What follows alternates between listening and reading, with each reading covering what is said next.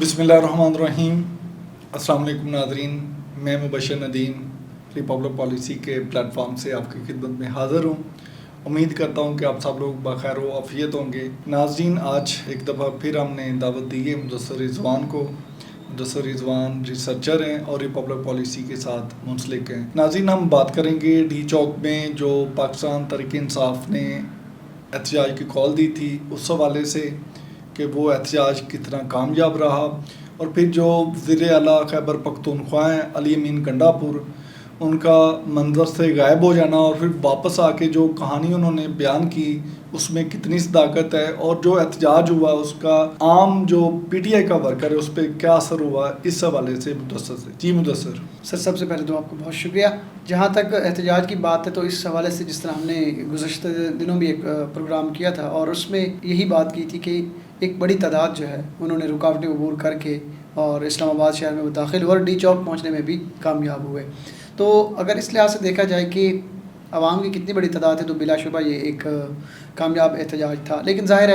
ایک احتجاج ہے، اس کی کامیابی کے لیے اور بھی عوامل ہوتے ہیں، اس میں لیڈرشپ کا رول بہت اہم ہوتا ہے، اور پھر جو مقاصد ہیں اس میں جو کامیابی ہے اس پہ بھی احتجاج کے کامیاب یا ناکام ہونے کا انحصار ہوتا ہے۔ تو اگر میں لیڈرشپ رول کی بات کروں تو اس میں یقیناً جو علی امین گنڈا پور جس طرح ڈی چوک سے غائب ہوئے، ڈی چوک نہیں پہنچ سکے، پھر کے پی ہاؤس میں کہا جا رہا تھا وہ نمودار ہوا، اور پھر وہاں سے ایک دن کی غیر حاضری کے بعد غائب ہونے کے بعد وہ کے پی کے اسمبلی میں نمودار ہوئے۔ تو اس تمام صورتحال پہ بہت سے سوالات اٹھائے جاتے ہیں، اور ان میں سے کافی سارے سوالات ایسے ہیں جو بہت ہی جائز ہیں اور جن کا جواب دیا جانا انتہائی زیادہ ضروری ہے۔ اس حوالے سے متضاد خبریں آ رہی ہیں کہ کیا آخر وہ وجوہات ہیں جس کی وجہ سے علی امین گنڈا پور غائب ہوئے اور پھر کن حالات میں وہ واپس آئے۔ تو اس حوالے سے متضاد اطلاعات آ رہی ہیں، اور یہ بھی اطلاعات ہیں کہ انہوں نے کچھ پس پردہ ملاقاتیں بھی کی ہیں۔ خیر، یہ تو اب آنے والا وقت ہی بتائے گا کہ کیا اصل کہانی تھی، لیکن اس تمام صورتحال کا میں سمجھتا ہوں پی ٹی آئی کی جو احتجاجی سیاست ہے اس پہ ایک بڑا گہرا اثر پڑا ہے، اور خاص طور پہ اسلام آباد میں جو کارکنان نے دیکھیں، ہمیں یہ دیکھنا ہوگا کہ کیا عوامل تھے جس میں کارکنان آئے۔ ٹیئر گیس، رکاوٹیں اور لاٹھی چارج، شیلنگ، اس کے بعد پھر بارش، شدید بارش وہاں بھی ہوئی اس دن۔ تو یہ تمام چیزیں تھیں، اور اس میں قیادت کا غائب ہو جانا یہ بہت ہی مورائل ڈاؤن کرنے والی بات ہے۔ اور اس میں دیکھیں کہ پی ٹی آئی کے دیگر جو لیڈرز ہیں ان میں بھی کوئی شامل نہیں تھا۔ تو یہ ایک بڑی ایک طرف آپ کہہ رہے ہیں کہ جی احتجاج کے لیے نکلی، چاہے علی امین کے غائب ہونے کی جو بھی وجوہات ہیں، بہرحال یہ ایک انتہائی مایوس کن صورتحال ہے، اور اس کا آپ ابھی دیکھ بھی سکتے ہیں کہ اس دن جو انہوں نے کے پی کے اسمبلی میں تقریر کی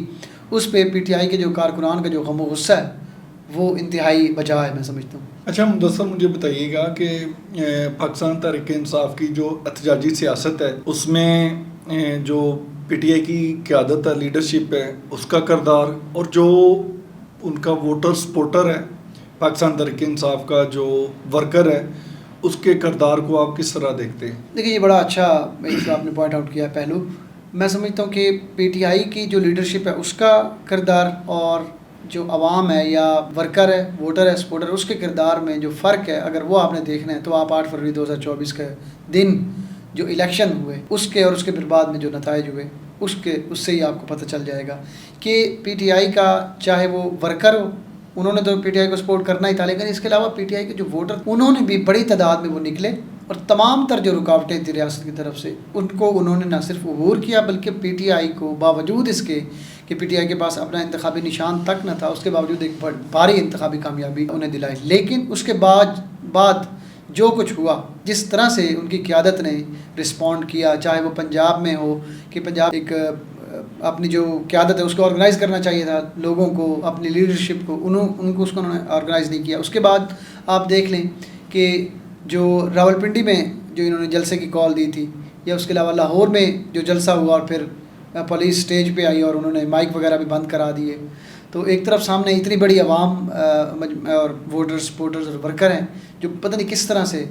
کن حالات میں وہ آئے ہیں، اور پھر اب آپ حالیہ جو احتجاج اس میں ہی آپ دیکھ لیں کہ کس طرح سے رکاوٹیں جھیل کر کے اور کس طرح کی مشکلات برداشت کر کے وہ آئے ہیں۔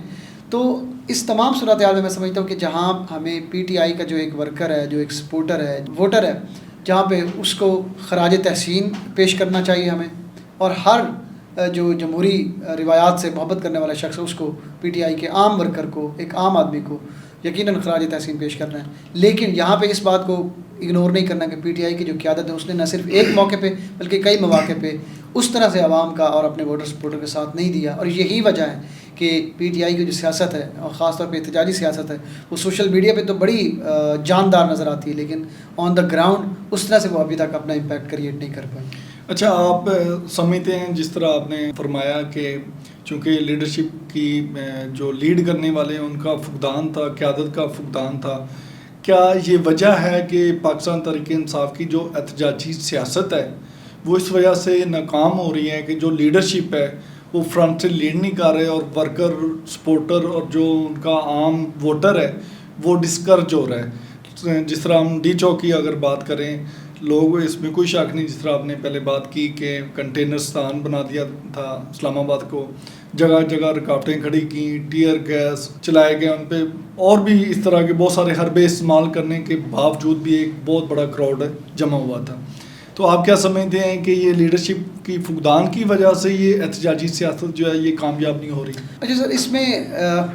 بالکل ایک جو بڑی وجہ ہے پی ٹی آئی کی جو احتجاجی سیاست ہے اس کی اس طرح سے کامیاب نہ ہونے کی, وہ لیڈرشپ کی جو اسٹریٹجی ہے اور جو لیڈرشپ کا فقدان ہے بلا شبہ ایک وجہ ہے. لیکن ظاہر ہے اس کے ایک کمبینیشن آف فیکٹرز ہیں, اس میں آپ آئیڈیالوجی کی کلیئرٹی بھی ہے اور باقی اس میں چیزیں بھی ہیں. لیکن سب سے بڑی وجہ اگر پوائنٹ آؤٹ کی جائے تو وہ یہی ہے کہ جو لیڈرشپ ہے انہوں نے 2-3 لیول پہ میں سمجھتا ہوں کہ پی ٹی آئی کو لیٹ ڈاؤن کیا, اور پی ٹی آئی کے ورکر کو اور سپورٹر کو لیٹ ڈاؤن کیا اس اسٹرگل میں. ایک تو کہ جو پی ٹی آئی کی اپنی آئیڈیالوجی اس کے حوالے سے جو پی ٹی آئی کی ٹاپ لیڈرشپ ہے, چاہے آپ پروونشل لیول پہ دیکھیں, نیشنل لیول پہ دیکھیں,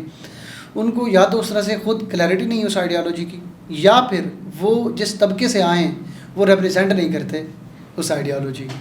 یعنی اگر وہ اسٹیٹس کو کے خلاف بات کرتے ہیں جس طرح پی ٹی آئی کرتی ہے تو وہ خود وہ لوگ ہیں. اور مجھے اس میں بتانے کی بھی کوئی ضرورت نہیں, نہ صرف آپ بلکہ جو بھی ہمارا پروگرام سن رہے ہیں ان سب کو پتہ کہ میں کن کی بات کر رہا ہوں. تو ایک تو وہ ریپرزینٹ نہیں کرتے. پھر دوسرا, جب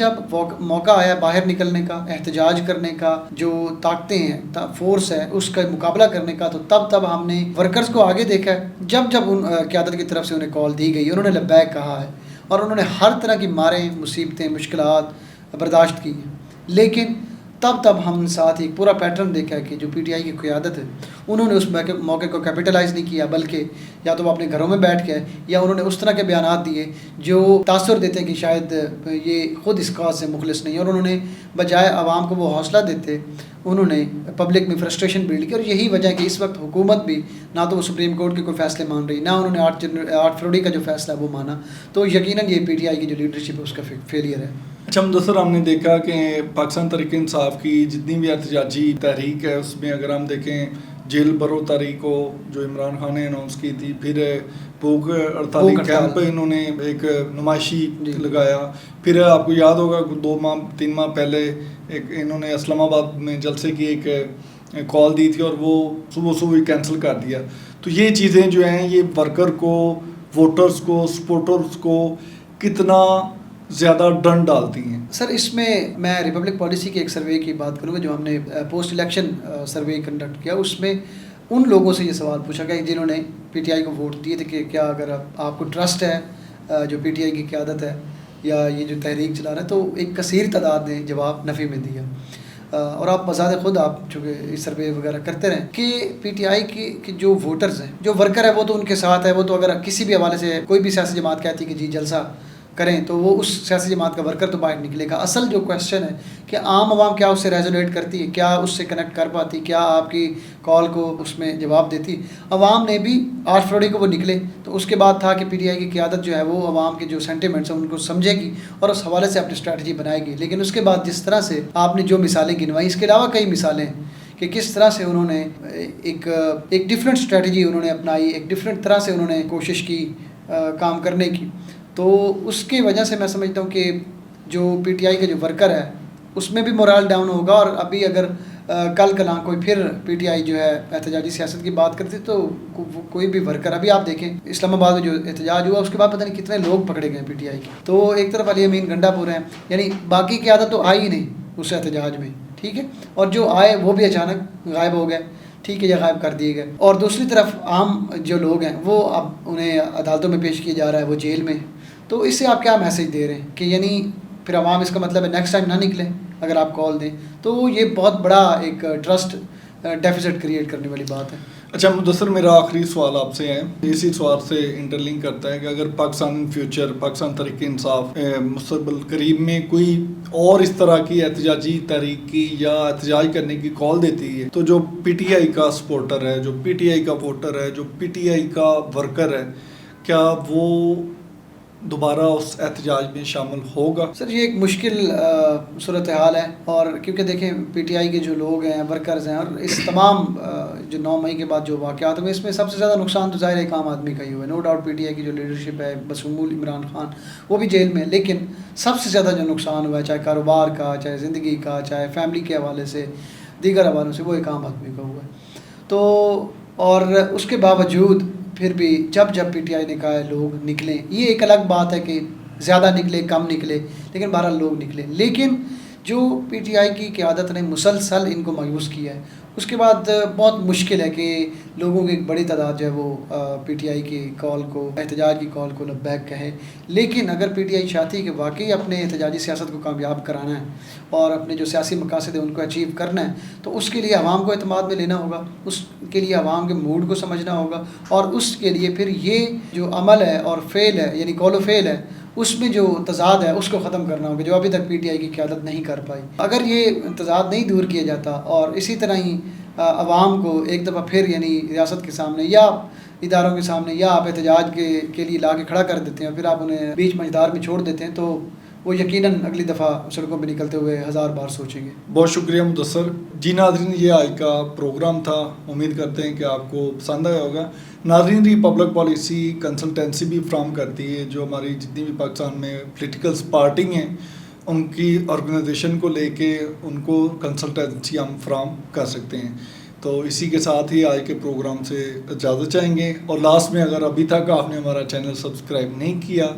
تو آپ سے درخواست ہے کہ ریپبلک پالیسی کا یوٹیوب چینل کو سبسکرائب کریں اور کمنٹ سیکشن میں جا کے اپنی بہترین آراء سے ہمیں مستفید فرمائیں.